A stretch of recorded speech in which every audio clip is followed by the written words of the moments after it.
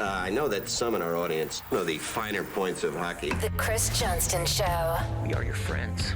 The biggest stories, bringing you inside the game. What did you hear? The Chris Johnston Show. What is going on? Here's Chris with your host, Julian McKenzie. Part of the game. CJ, it's post-trade, our first post-trade deadline episode, and I wore these sunglasses specifically for you because I thought you were going to come with that energy today. Where is your pair? I've got that energy. What's funny is you're wearing those in Calgary. Yes. I am in a undisclosed island location right now, having a little post-trade deadline holiday. I actually need my shady rays, brother.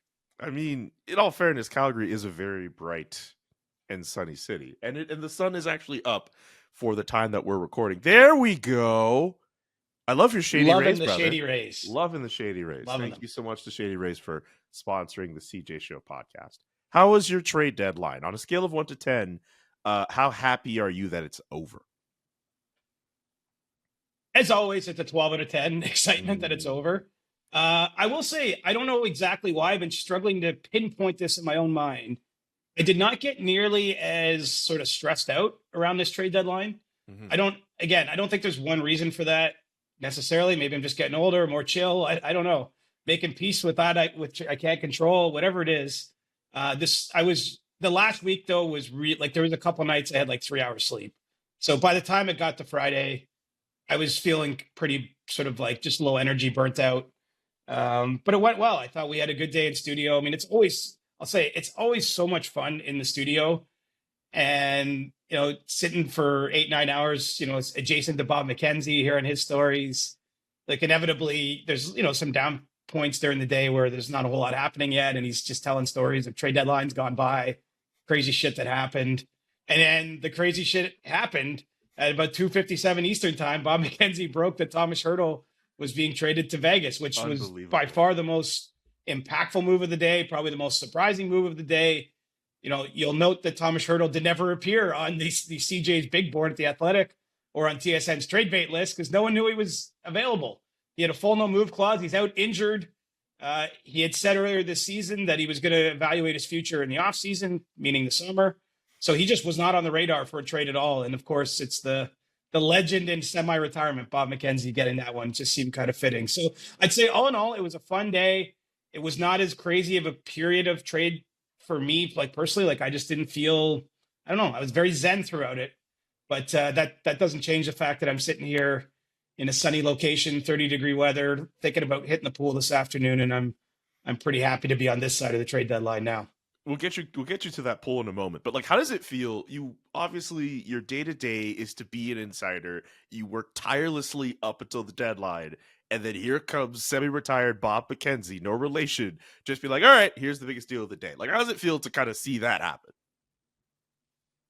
It's not I think it's awesome. Are you kidding? I mean, yeah, it totally is. And Bob, just because he's in semi-retirement doesn't mean that all the relationships he built over a long and successful career don't still have some equity to them, right? So, there's a reason he's there. I mean, look if Bob still wanted to be doing this full time, like he retired on his own volition, he'd still be the best in the game if he wanted to do it. I think he's, I sense he's really happy doing other things. Spends a lot of his winters in Florida and spending time with his grandkids and all those sorts of things. I know he watched his son Mike's the GM of the Kitchener Rangers. He's watching a lot of Rangers games on stream from Florida. So, I think that Bob's happy doing what he's doing. But I mean, look, it's he's the king for a reason. What could I say, really? I mean, it's not a surprise to me.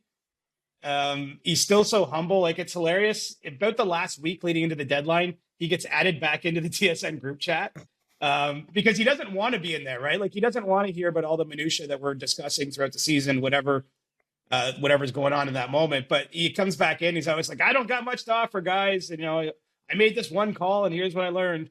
But I mean, he's still got a lot to bring to the table. And I thought it was kind of cool. It was by far the best moment of the whole thing. Like it was, we'd heard as a group kind of that there was something going down between San Jose and Vegas. We didn't know what it was.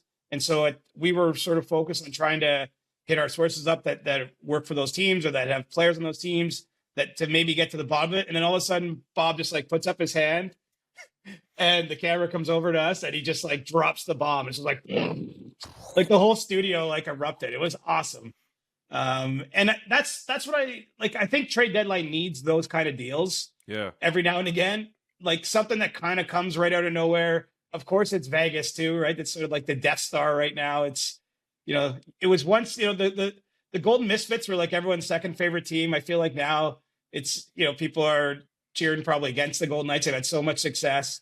I got nothing but respect for the ruthless way they do business and the efficiency that they have. I mean, they're clearly one of the best operating front offices in the league. And I'm not saying that because they won a cup. I think because they find a way to make these trades, they're operating at a different level than a lot of front offices, just in creativity, with their understanding of the cap rules, with the way they manage their roster and their assets. I mean, they've traded away, I think, every first round pick they've ever made other than Brendan Brisson now, or the pick themselves before making it. So, I mean, they're all in to win. They're exactly what you needed for a team based in Vegas. And so, anyway, I'm all over the place, but it was actually, I thought it was a fun deadline period. We didn't maybe get as many moves as you'd like, and there's still a few big names that were on the boards that didn't get moved, that maybe become draft time moves or summer moves. But all in all, I got to say, I enjoyed this trade period. Again, maybe because I was a little bit more zen throughout it. I didn't feel as burnt out as I have in years gone by. Can I ask you about some of those guys who didn't move? I'm very intrigued about a guy like Linus Ullmark. You probably saw over the weekend that Bruins game where, him and Jeremy Swayman, they do the nice little hug, and Jeremy Swayman's looking at him saying, "You stayed here." And then they hug it out. There were reports going around that Linus Ullmark was going to change addresses, maybe to a sunny destination of his own. What do you know about that situation? Well, he's got a no trade clause, 15 or 16 teams. So basically half the league, he can control that too. And the Bruins explored moving him. I mean, they were in a funny situation at this deadline where they really did have to trade someone off their roster to make a meaningful addition. That's beyond what they did. Obviously, they brought in Pat Maroon, made some smaller kind of transactions. But if they were going to do something bigger, it was going to require taking something away. And in this case, it's pretty clear that Swayman is taken hold of that net, even though, Ullmark won the Vezina last year. But Swayman is kind of the goalie of the present and future in Boston. He's going to sign an extension at some point here in the near future. And so, I think it makes sense that maybe that will get, revisited in the summertime. But, Ullmark had an ability to control half the league. He couldn't go to. That's what he negotiated when he signed as a free agent in Boston. And so, it sounds as though he used that power to make sure he didn't move at this deadline. And I can't blame him for wanting to stay there. It seems like him and Swayman in particular are two, a real tandem that like is in each other's corner, that they, we see the big hugs after each game. Like there's something to be said for that. And I don't sense there's any ill will or anything on the Bruins end. I mean, this is just business, man. And so, maybe he gets moved in the off season.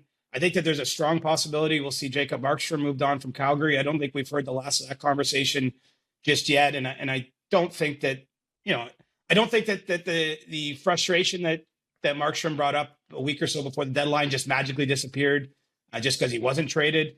And so, he's got a full no movement clause. I mean, more and more this trade protection stuff factors in these trades, right? And it really affects what happens. But I would think that will be one that carries over. Jacob Chychrun in Ottawa is a name that, I think the Senators really believed once Noah Hannafin was traded.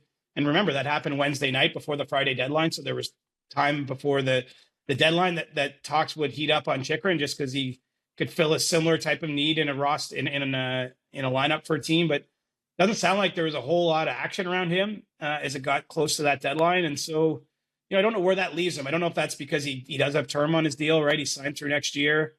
But certainly I think that's another name that we'll be looking at this offseason. I mean, I really believe it's going to be an extremely busy draft into the free agency period of movement, both because some of those names I mentioned and others are out there, because the cap's going up a little bit.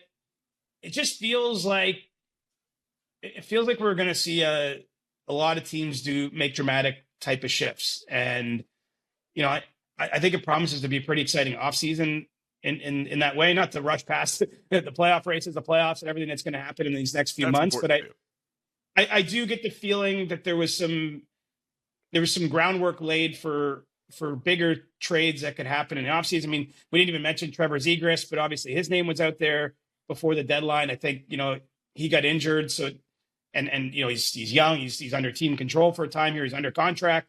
So that wasn't a deal that Anaheim had to make at this deadline. Whereas obviously they ended up trading some players that, the Labushkins, Carrick, Henrique, they had some other shorter term moves to make and prioritize, but I'm curious where that goes in the offseason. So I think it's setting up to be a pretty damn exciting, period if you're into the transactions, and the machinations of trades are gonna come together once the trading window opens again.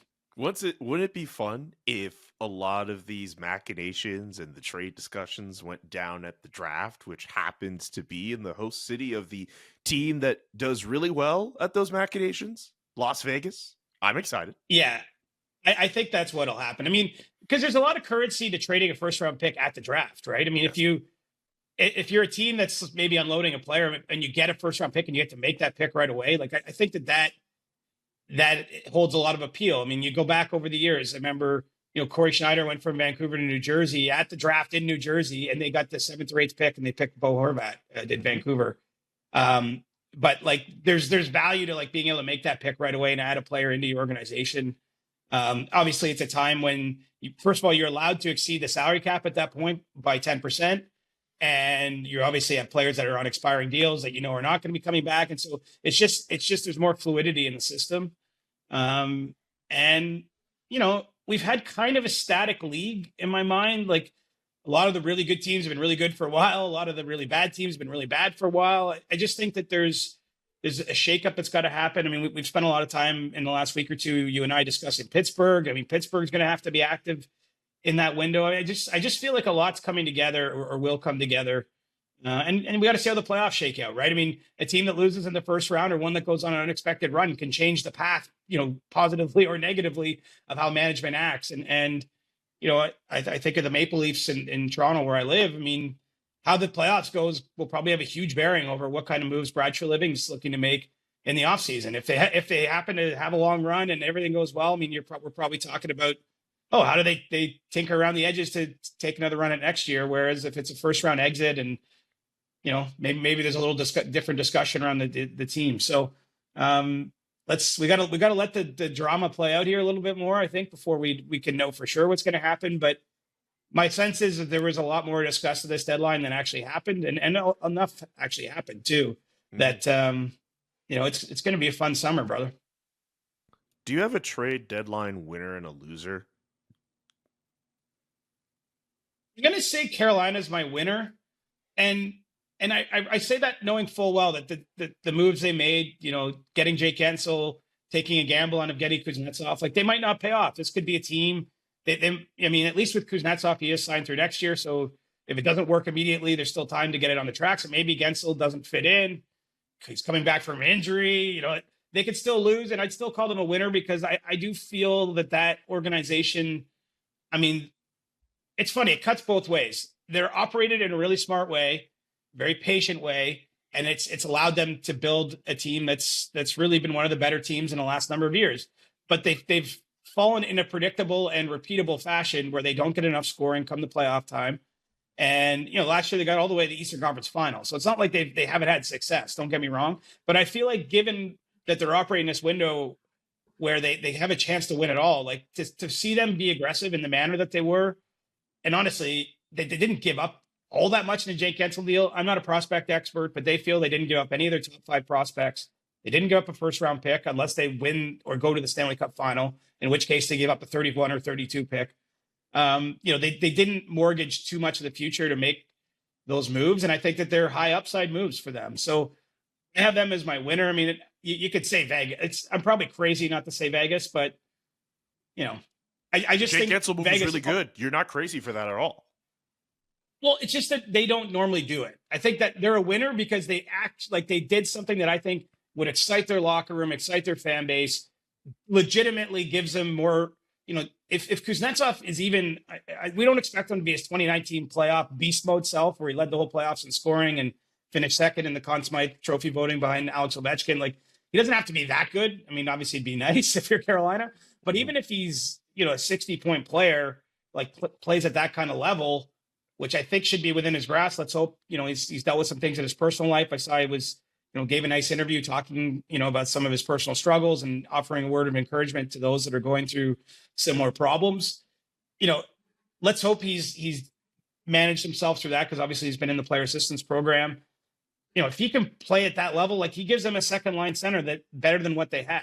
And, Gensel's a top line winger for that team once he's back and healthy and fully up to speed. They just brought Freddie Anderson back in after he dealt with blood clotting issue that kept him out for months. I mean, you could just see a lot come together for Carolina, where I'm comfortable calling them a winner.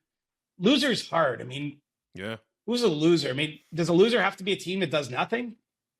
I mean, because if you feel that they probably should have been doing something instead of doing nothing, that could work.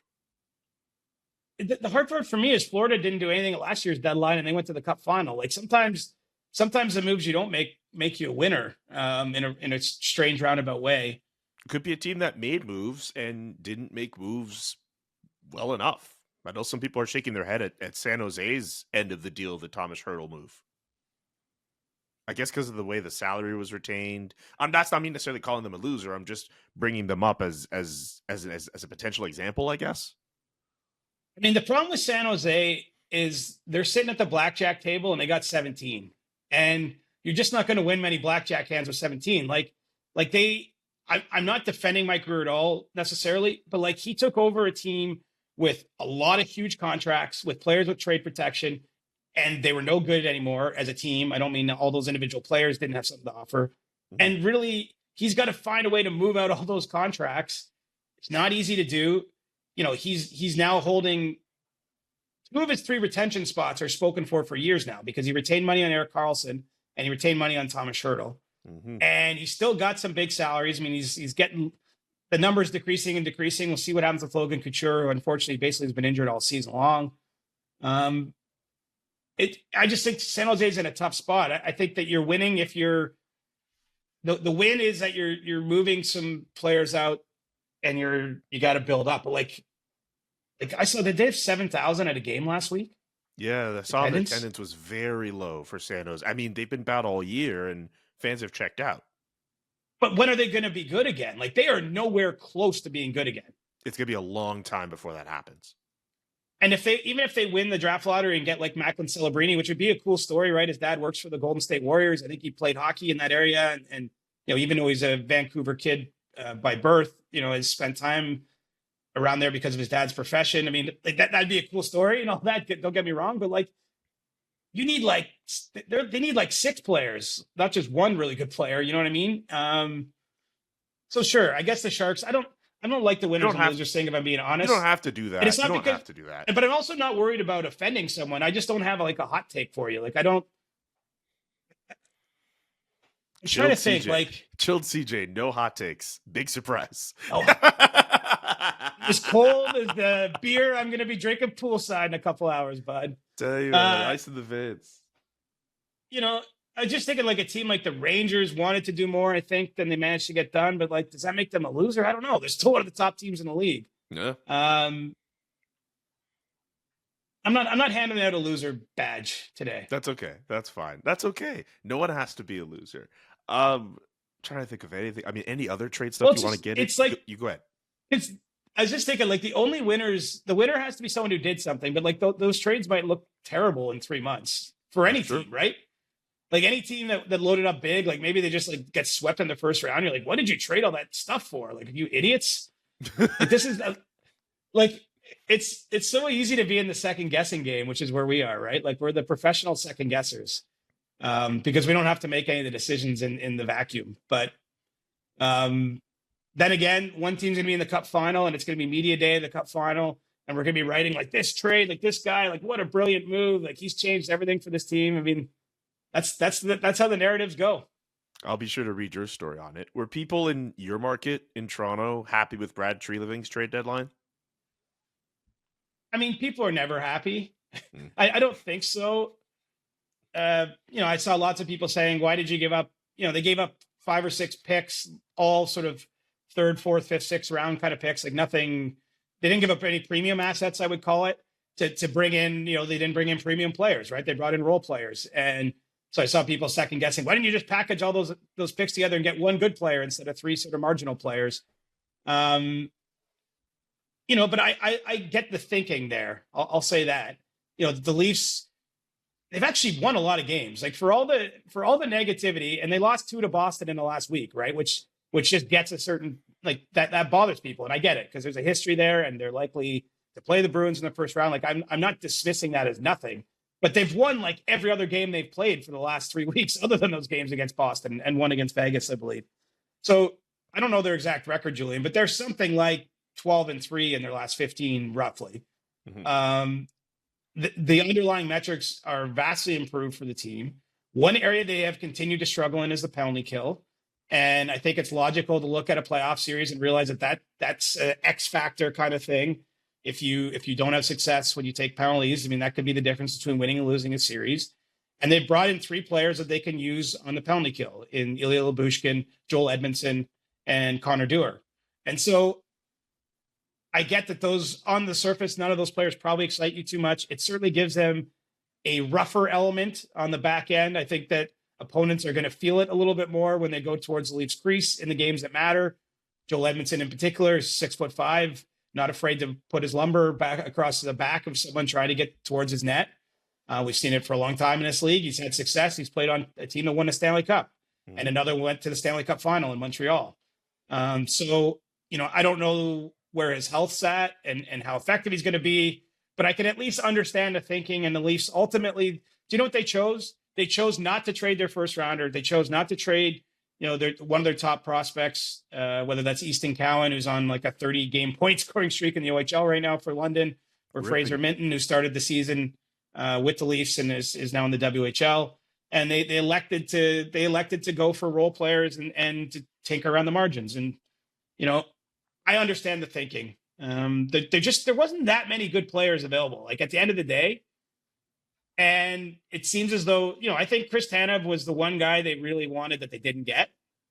But there's a lot of reasons for that, whether it's, probably the Flames not wanting to necessarily deal with Toronto unless there was a premium paid, and the Leafs elected not to pay that premium. And, Dallas swooped in there and got him. But other than that, I just didn't see a lot of players that I think the Leafs were super high on. And so, I understand it. Look, as long as they have this team with these 4 players making what they make, and it's only one more year that, by the way, after this season, John Tavares has 1 year remaining on his deal at an $11 million cap hit. But if you have that much money tied up in a team, I hate to sound like a broken record, you're either going to win or lose because of the performance of those players. That might sound almost like unfair because it is such a team game, but they account for more than half of the salary cap.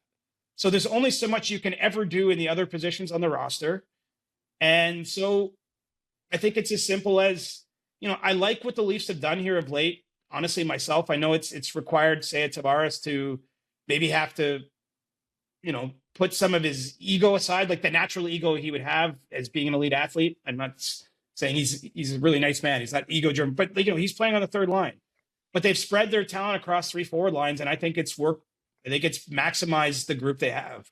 And so if they can do that in the playoffs and get enough scoring and win some multiple rounds, everyone will look back on the trade deadline and say, hey, this made some sense, because the blue line is probably their biggest weakness. But they didn't become a Stanley Cup favorite with the trade deadline.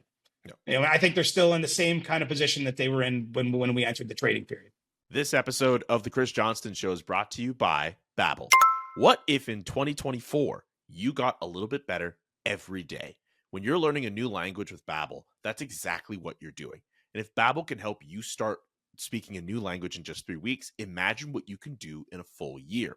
Be a better you in 2024 with Babbel, the science-backed language learning app that actually works.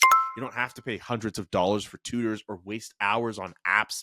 They don't really help you speak the language. Babbel has a quick 10-minute sets of lessons, and they're handcrafted by over 200 language experts to help you start speaking a new language in as little as 3 weeks. And Babbel is designed by real people for real conversations. Their tips and tools are approachable, accessible, and rooted in real-life situations and delivered with conversation-based teaching, so you're ready to practice what you've learned in the real world. I know I've tried learning German and Spanish, and Babbel's been extremely helpful with that.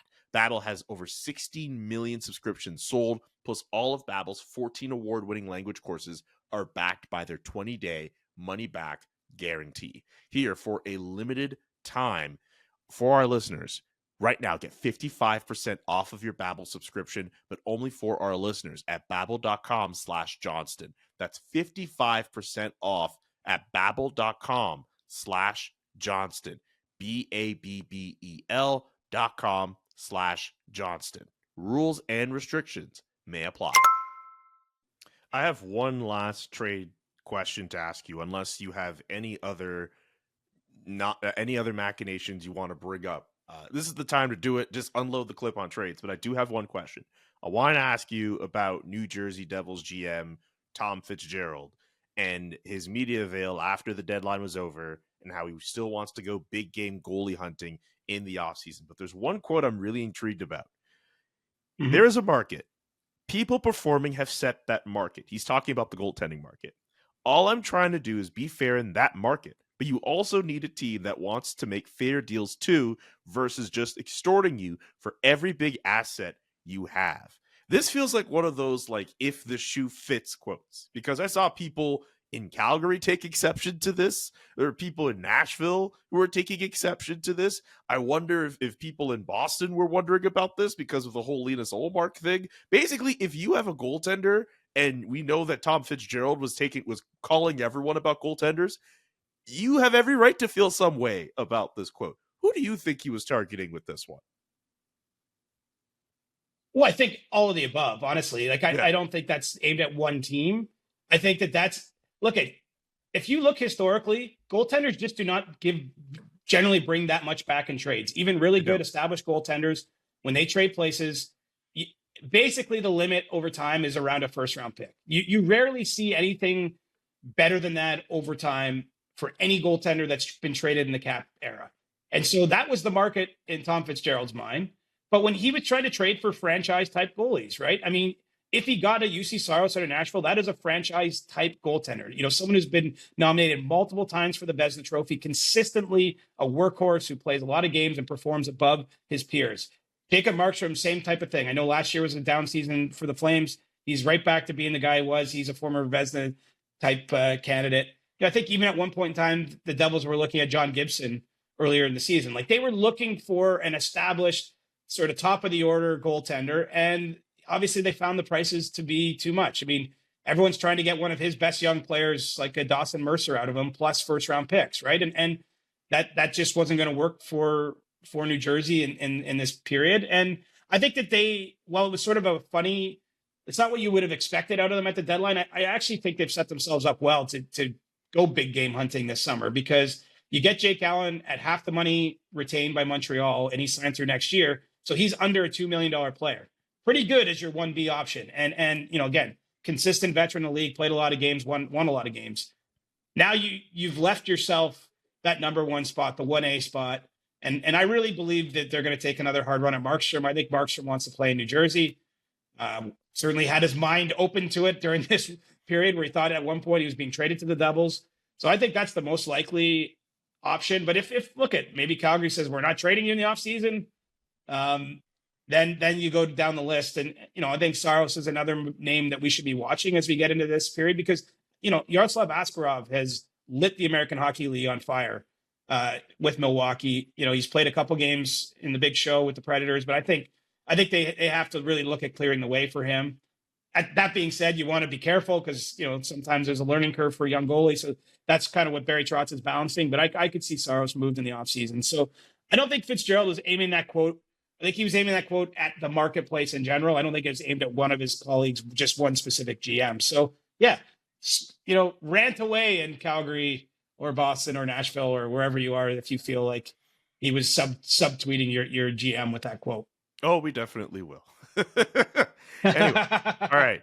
I've tapped into your brain enough with regards to trades. Unless you have anything else, this is the last possible moment that we'll do that beyond whoever. Are we doing an AskCJ? There's got to be trade related questions in there. No, there might be. I mean, look, you might be chill.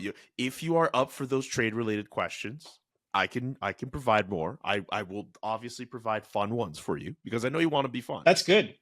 when I'm wearing my Shady Rays, I can bring whatever heat you bring my way because these things protect all my face. Sorry. Producer Nick, I hope you're taking all of these Shady Rays mentions and cutting them up into an ad, because that literally is like, we're not going to get any better than what we're going to do. Me just doing a read is just basic, but like us actually talking about the product, I don't see why not. Love Buy it. yourself I some ordered Shady 2 Rays, pairs, people. by the way. Man, I'm debating getting a second one myself. Anyway, one of the 2 stories I want to get to from this past weekend.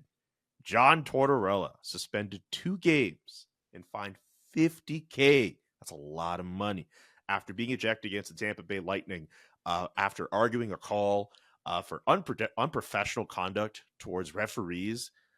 Up to now, and you can tell me if obviously you would be in the know, I still don't know why he got suspended. I still don't know what happened. I still don't know if he said anything or if he just picked on the referee's bad side that day and just said, you know what, you're done. I mean, obviously the standoff plays a big role into it, but the fact that it got to that point is just, something's missing with this story, and I'm not sure what it is. Well, obviously he said something the referee didn't like, and I don't know what he said. But what? But I think it's important. It's an important piece of context we're missing, right? But obviously he wasn't happy. You know, you saw him say he didn't want to leave the bench. You could tell that when the interaction was caught on camera afterwards. And, you know, the truth is right now, the referees have a ton of power, Julian, because all the head coaches were warned before the season that you know, from Gary Bettman himself, they called all the head coaches. They all had to fly to Chicago for a GM's meeting. And I can tell you the impression from the coaches that they were there just to be lectured a little bit. It was like being called into the principal's office and told, you know, they were showing a video with, I think, 20 or so clips of them yelling and like losing their minds and, you know, basically said, this is a bad look for the league and we're going to, you know, we want rid of this. And then now if the referee throws someone out of the game, which they seem to be doing with more regularity, that coach is getting nailed with a fine. It happened to Greg Cronin in Pittsburgh early in the season, late October. He got fined $25,000. Jay Woodcroft got tossed out of a game in Vancouver like a week after that. He would have been fined, but he ended up being fired by Edmonton within a couple days, and so he didn't ultimately get fined. We saw Sheldon Keefe recently kicked out of a game in Toronto for arguing really not, again, I wasn't down at ice level. I talked to someone who was at ice level or really close to that, said that like it wasn't crazy, like he wasn't like swearing as much as you would expect. He wasn't losing his mind. He gets tossed out of the game. It's the referees, you know, basically call it. He gets fined. Don Granato in Buffalo argues a non-call or a penalty call. It was a penalty call against Zach Benson, and he gets fined. And now Tortorella. I mean, at some point, I just wonder. We're missing. I feel like the referees aren't held to the same account as the coaches in this. They're not either, right? Because usually, in all seriousness, in all those cases, usually the coaches are arguing the right thing. Like they're not. It's a missed call on the ice, or maybe a series of missed calls, and it doesn't seem like coaches are losing their minds. Like I think the message got through to the same degree, but there's still, if the referee doesn't like what he hears off the bench, the coach is gone and he's getting hit with that fine. Like I think it's going to come to a head. Like I can't imagine the coaches are just going to accept these fines, if you know what I'm saying. And you know, I thought it was interesting in Philadelphia that the team CEO came out and said that the Flyers are going to pay the fine. Yep. And so like they're backing their coach because the coach is in a tough spot there, right? And I get that like it's easy to sort of hate on coaches in a sense. Like who's got the coach's back, really? Like everyone's like when you're a fan of a team, you're usually second guessing the coach, you know, the decisions that are made, this or that. But the coach is on the bench and the game's going away that he doesn't like it for his team, right? His GM's up in the press box, like watching what the coach is doing. Like, are you arguing for us? The players are sitting there. They want to feel like the coach has their back. That, you know, even the media, like we're going to ask the coach, like, why didn't you know, like, I feel like the coach is almost in a no-win situation sometimes. They're being pulled between these different poles. And obviously I think that, you know, John Tortorella was sending a message for his team. Like that's kind of what the CEO of the Flyers said. Like we got his back. He's out there defending our team in that situation. And I don't know where this goes next. I'll say that. I mean, it's interesting circumstance, and you know, for him to sit out 2 games, I don't know if there's an appeal process, but I would suspect Because I don't remember a coach being suspended games. Do you? So, 2 games is interesting. Sean McIndoe brought up on Twitter. I don't know if you remember Robbie Ftorek when he was in New Jersey. Oh, yeah. And he had that outburst where he took part of the bench and he threw it onto the ice. Apparently, he only, and I get different eras, but he got suspended 1 game. This man argued a call and threw a part of a bench onto the ice and got suspended less than John Tortorella yelling at the officials and deciding he wasn't going to leave the bench. Yeah. That's kind of weird, the league would. It is weird, but the league was going to say, like, the response from the league on that would be what you said yourself. But different era, we're applying different standards. It's what they do now when they're giving certain, supplemental discipline that's more than was in the past. They say that the standards changed. But yeah, anyway, I don't have much more to unload on Torts. I just think we have not heard the last of this kind of conversation because, that's now 5 coaches by my count that have been, punished this year. And we haven't really seen that bad of behavior. Like that's like relative to the past, it hasn't really been that crazy. So I don't know. I don't know where it goes next. I mean, you can't tell me it's an emotional sport, first of all, but also the coach is supposed to have the team's back. And I think that if anything, we look at the refereeing and wonder about the standard of refereeing in this league. I think that might deserve a little more scrutiny than what the coaches are saying about the refereeing. You said it, not me, because that's exactly how I feel. Anyway. We have definitely not heard the last when it comes to John Tortorella. Did you catch any of the Nashville, Minnesota game over the weekend? Specifically the ending. John Hines, I can't believe he did this. Pulling his goalie from Minnesota in overtime, 4-on-3 situation.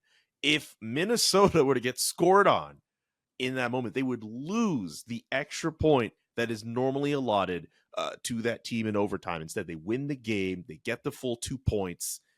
One of the most gutsy calls we've seen this year. I still can't believe that happened. What did you think of that moment?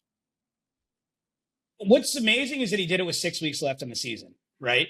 And obviously, it's just a reflection of where Minnesota is in the standings. They're down 2 touchdowns in the fourth quarter right now, and they're trying to Hail Mary a comeback. And look if it happens, we'll probably look back on this moment and say, this is where it started for the Wild, that they got it back. Because, it has happened at least once in the past where someone has done it, but it's usually on like the last day of the season where you really need the 2 points. And if you lose the one, by pulling your goalie, it doesn't matter. The fact that they did it this far out and it worked, I mean, good for John Hines. I mean, we're seeing coaches, I think, play the percentages more. It's almost like in the NFL, Julian, like how way more teams are going for it on 4th down because the numbers show that's better. You're seeing way early goalie pulls. Patrick Waugh still pulling goalies with like 8 minutes left of the game and stuff like that. And this is kind of an extension of that. I'm sure the Wild, I mean, I'm willing to bet that wasn't just a gut feel call. I bet that they had some numbers to back up the decision there. And look, when you're 4-on-3, that's a lot of ice. Like I would say, like a 4-on-3 power play is more dangerous than a 5-on-4. Now it wasn't a power play in this case because someone had to be thinking about the net at the other end. Of course. But good on them. I think it's compelling. I think it's interesting. And I wonder if Minnesota finds itself in overtime again, if it's going to continue. Like, is this now standard operating procedure, or was that a one-off game where they felt like the team they were playing made it worth it and all that sort of stuff? Because Nashville would be one of the teams, obviously, Minnesota's trying to chase down. To be continued, but pretty compelling, interesting call by Hines. I believe the last time this happened, I'm going off of the NHL public relations account. They tweeted this. The last time that situation has happened, Los Angeles over Boston on October 28th, 2017. If memory serves, that's probably the game where Tyler Toffoli scored that goal in OT and won it like off the face-off with like how many seconds left. So that's probably that, like, because there was not a lot of time. There was literally enough time for them to win the face-off and then shoot, which probably makes sense why you want an extra skater on the ice. At that point, Boston doesn't have enough time. They didn't have time. They didn't have time to send it down and score on your empty net. Exactly. I believe it's probably that game. Huh. Yeah. There you go. Well, that was an October game. But yeah, I think that there was another one at the end of the season one year where someone did it. But again, you just did it at that point because you had nothing to lose in a sense. Exactly. I mean, your season was on the brink. But in this case, like, losing that extra point with 6 weeks left, like John Hines opened himself to a lot of second guessing there if that didn't work, but it worked. So here we go. We're giving him his flowers. All right, it is time for Ask CJ. We have gone through the bulk of our show, and it's a Monday, so it's time for us to go through questions that you sent in, whether through Twitter, whether through I got to Discord. correct you, man. It's Friday where I am. All right, we get it. This don't feel like a Monday, bud. It's just you're going to be in this undisclosed location on a Friday for the next how many days? All right, cool. All right, I'm on island time, brother. It's Friday.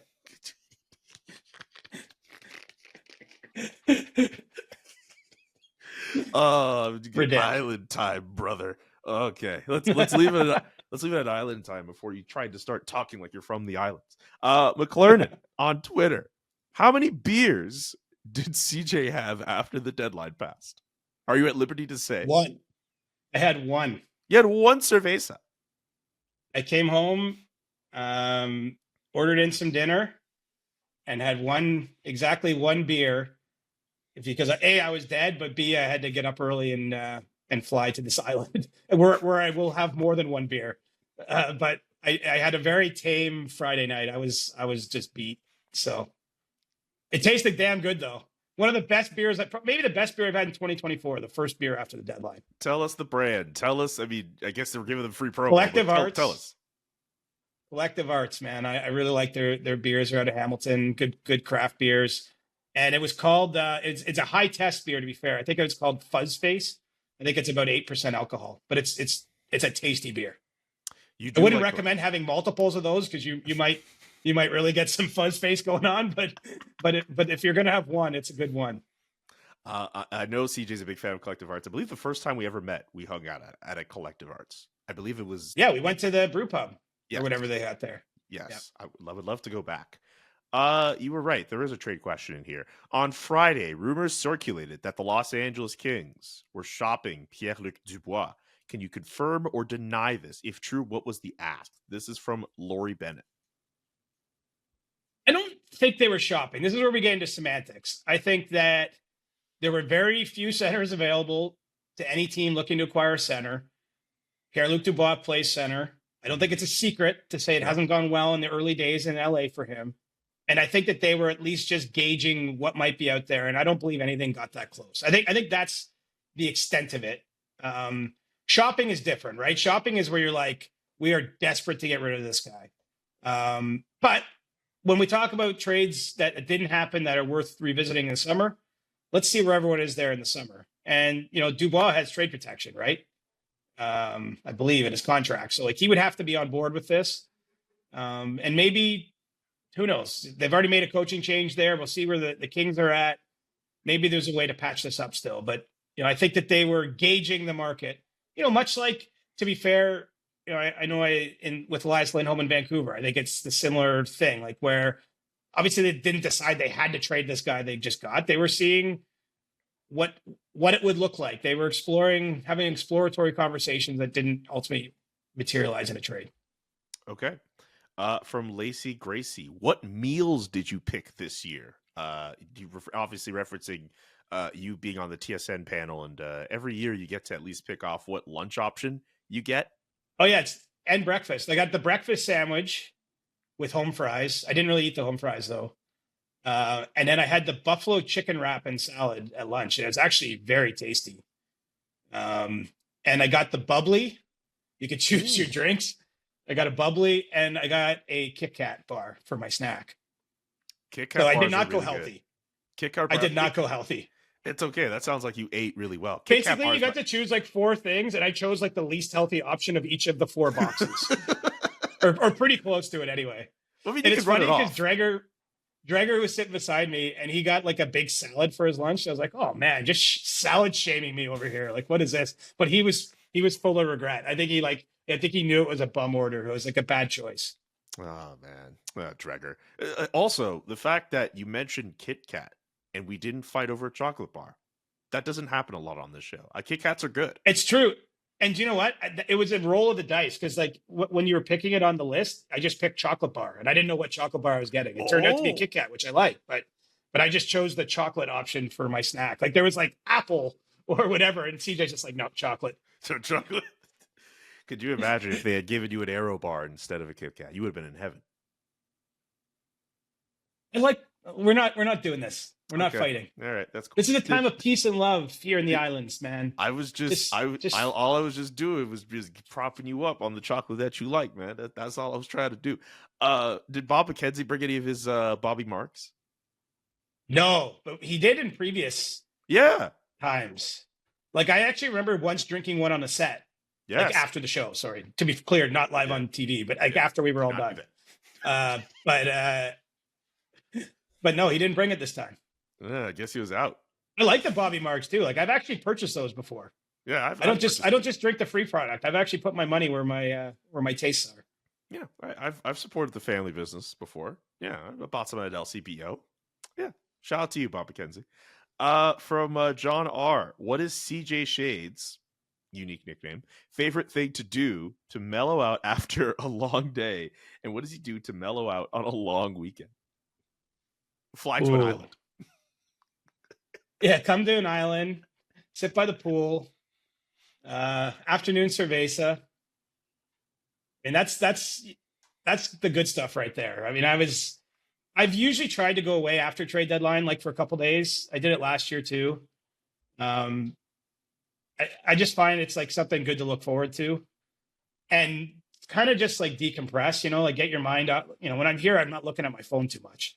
I'm not watching hockey games for the next 4 days. Sorry to break it to you, but there's like literally, although last night of all places, like I'm in a really random island and there was a hockey game on in a bar across the street from where I was eating dinner, which the Hurricanes game was on. I was stunned to see that. But so maybe I could find a hockey game if I wanted to, but I'm not looking. I met a family from Tampa in the pool yesterday. Oh, cool. And they were talking some lightning with me. That's about as close as I've gotten to working since I've been here. Did they know who you were? No, we just got chatting and, where are you from? Where are you from? Oh, you must like hockey. I'm like, I'm actually a hockey reporter. Okay, yeah. I've been to Tampa a lot over the years, that kind of thing. It was, they were more college football fans. They're actually worried, but they want to find a college basketball game on while they're down here somewhere. So anyway, because I digress. What do I do to chill out? Probably what everyone does. Like watch some Netflix. I like to go. I love it. Honestly, this will sound weird, but the 100%ers will know I'm a big runner. I love when I have a non-busy day and I can like have like a long run and just, just sort of like not be stressed by time or work, not be distracted by what's in my brain, just like go for a big run and then eat a big meal. I don't know. I'm pretty boring, man. I'm not doing anything that exciting, but that's good okay. and then a chilled long weekend, like go see family, You're a sleep human in. being. That's a great way to spend a weekend. That's awesome. Do you know what's funny? So I have one of these watches that measures like how long I sleep. Yeah. The Saturday night. So Friday was a short night because I woke up and flew after the deadline. But Saturday night, I slept 11 hours and 40 minutes, which I'm pretty sure is the longest recorded time I've ever had on my watch. Like no alarm, blackout shades here in the hotel room. Slept for 11 hours and 40 minutes. It was glorious. These first sleep you get after you fly away somewhere on vacation, it's always the best sleep. It's fact. We literally have proof of this. It's fact. That first sleep. The only downside is it was then like mid-morning, obviously, when I woke up. And because I'm in a hot location, it made for a hot run that morning. That was the only downside to it, but it was still worth it. But I was a sweaty mess yesterday morning. 2 more questions for you, Siege. From KK Town 2272. Thoughts on the Blue Jays offseason moves?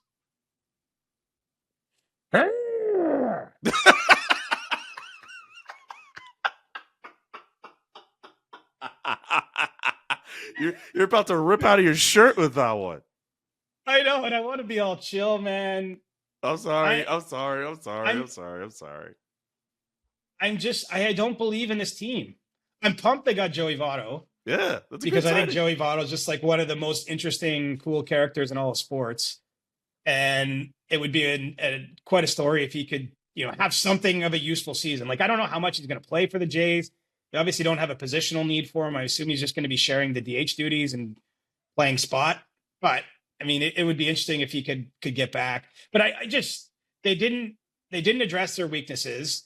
They're just assuming everyone who had a shitty year last year is going to have a good year this year, which I just don't think is the way to do it. Like, they still have the same ineffective management group. Like, they're a good team. I just think that they didn't make moves to be a great team. And so they frustrate me. Where am I at with them? I got tickets to opening day and I'm not even excited about it. That's where I'm at. Like, that's how, and that's not to say maybe when the day gets here, Julian, maybe I'll get there and it'll be back in the park and it'll be good vibes and maybe they win the game. I'm not, look, they will suck me in. They will reel me in because they do it every year. But I have never been this frustrated with the direction of the organization. Can we please clip CJ having his little mini Hulk moment just now, please?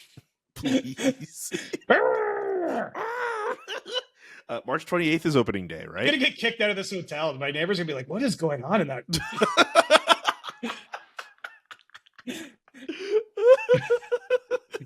Well, last one for you, Siege. What is the best food item? This is for Bradley 13. What is the best food item to have at an NHL game? What was your favorite food to have at a game? Ooh. Well, here's the thing. Like, a lot of stadiums now are like, they have elite food items, right? Like, a lot of stadiums have gone in on having celebrity chefs or whatever. Like, so I'm sure there's like way better answers to this. But for me, I always love going to a sporting event and getting a hot dog. I know it's like so lowbrow of me, but I kind of have a rule. Like, I don't ever, like, seriously, I've like never made a hot dog for myself at home. So like for me, like, because I realize it's very nutritionally unsound. But when I go to like something like a sporting event or something where they have that, like a baseball game or even a hockey game, that's the kind of thing I enjoy having a hot dog. Like when you go to Montreal, it's just like, it's part of it. Right. So, that would be my best, but I know nowadays, like I'm not going around as a fan, but there's every arena now has got amazing food options. You get like sushi and stuff, and I'm a big sushi fan. So I know there's better foods than a hot dog, but I'm still kicking it old school and going hot dog if I go to a sporting event. All right. You said Montreal in that answer, so that takes care of it for me. That's the best place you can get hot dogs around the NHL circuit. Or Shane Show. Shane Show. We don't even Shane Show. You can say Shane Show. Shane Show. Shane Show. One of my favorite, when I was in high school, one of my favorite places to go for food was a place called Shane Show. It no longer exists. Oh yeah, but yeah. Did you ever go to the Barbie barn?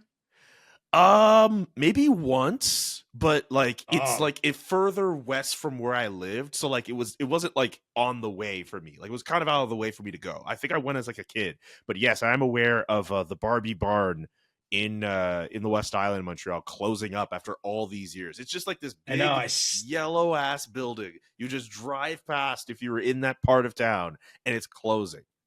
Goodness. And it never had any windows. I covered the previous President's Cup golf tournament when it was in Montreal. I'm going way back. Like I can't remember the year. It might have been 2007. Yes. Yeah.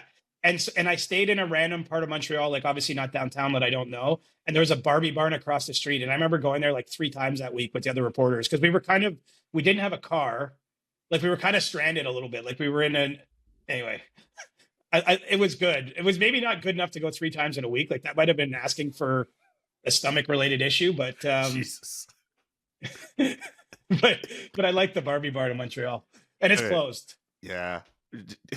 All good things come to an end, brother. Oh man, let's pour one out for Barbie Barn. I see it all seriousness because there were a lot of people. I saw photos on Facebook of people pulling up to the Barbie Barn in its last days, just showing out for the owners there. Yeah, but this was another great one, another great show. Sunglasses, CJ. I'll let you get to the pool because clearly you are. My Shady Rays, brother. I'm gonna need these. I'm gonna need both pairs this week. All right. That's going to do it for our Monday edition of CJ Show. We'll be back on Thursday. Enjoy the pool, buddy. Enjoy the vacation. I'm still going to be here. I mean, yeah, but like, we should take bets on how burnt I'll be by then. Are you not a sunscreen person? Oh, I'm putting it on, but the one thing I've noticed is a lot of the folks with the same complexion as me at the place I'm staying are very red. Like, a lot of people here have been getting caught off guard by that sun. So I'm going to do my best not to. Please mix it in water. Let's face it. I got 2 colors. Yeah, I'm not partying or anything. I'm just having a good time. But I got 2 colors, Julian, white and red. Like there's almost no in between for me. So I'm concerned that I'm concerned that I might be pretty red by Thursday's show. So that's something to look out for, those that watch us on YouTube. You have two colors, he said. And I'm going to be rocking both pairs of the Shady Rays, brother. Okay, at least. Good on you for doing that. I need both. Good on you for doing that. All right, we'll be back on Thursday. Hopefully, CJ does not look red like a tomato. I hope not. I hope not for your sake, brother. Anyways, thanks so much for listening, watching, however you consume the podcast. Peace. The Chris Johnston Show. Inside the game, twice a week. Follow Chris on Twitter @ReporterChris. And follow Julian McKenzie @JK McKenzie.